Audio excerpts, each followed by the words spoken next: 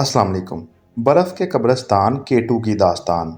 कोहे कराकोरम का सबसे ऊंचा और दुनिया का दूसरा बुलंद तरीन पहाड़ K2 को 1856 में बरतानवी जियोग्राफर कर्नल मोंटगोमरी ने दरियाफ्त किया और इसका नाम K2 रखा, क्योंकि ये कराकोरम सिलसिले का दूसरा पहाड़ था जिसकी ऊंचाई नापी गई थी और वहाँ की मुकामी बल्ती ज़ुबान में इसका नाम शाह गोरी है।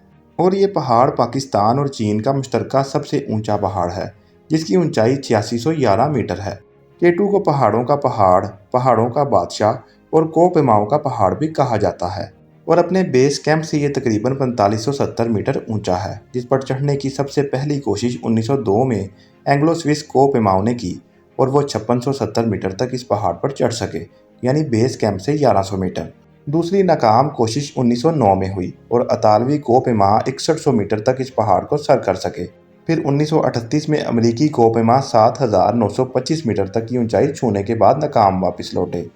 1939 में एक और अमेरिकी टीम 8380 मीटर तक जा पाई, मगर फिर उसे भी नाकामी का मुंह देखना पड़ा। 1953 में एक और अमेरिकी टीम ने 7900 मीटर तक इस पहाड़ पर चढ़ने की कोशिश की और वापसी पर टीम के एक रुकन जॉर्ज बेल ने अपने इंटरव्यू में बताया कि K2 एक वहशी पहाड़ है जो आपको मारने की कोशिश करता है और आज तक इस पहाड़ पर जितने लोगों ने चढ़ने की कोशिश की है उन हर 4 में से एक की जान इस पहाड़ ने ले ली है। फिर 1954 में इतालवी कोह-ए-माओ ने पाकिस्तानी पोर्टर्स और आर्मी की मदद से पहली दफ़ा इस पहाड़ को कामयाबी से सर किया।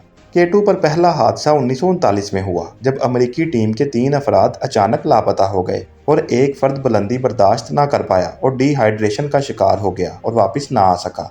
दूसरा हादसा 1954 में आर्ट गैल्की के साथ पेश आया और उसे एक एवालांच ने मार डाला।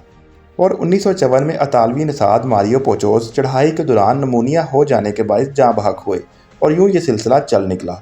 K2 की तारीख का पहला बड़ा हादसा 1986 में पेश आया, जब इस पहाड़ ने एक ही साल में मुख्तलिफ टीमों के 13 अफराद को निगल लिया।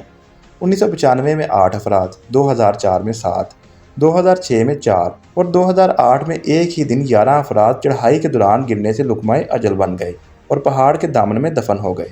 साल 2021 में K2 को सर्दी के मौसम में सर करने के दौरान पहला हादसा 16 जनवरी को पेश आया, जब स्पेन के कोह-ए-माओ सर्जी मेंगोटे बेस कैंप 1 से नीचे उतरते हुए गिर गए और जाँ बहक हुए।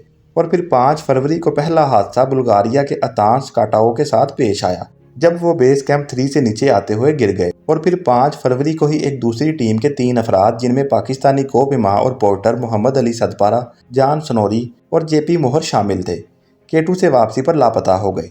K2 पर जाँ बहक होने वाले अफराद आम तौर पर इसी पहाड़ के दामन में गुम हो जाते हैं और बर्फ़ इन्हें अपने नीचे छुपा लेती है और रेस्क्यू टीम के अफराद इन्हें कभी नहीं ढूंढ पाए।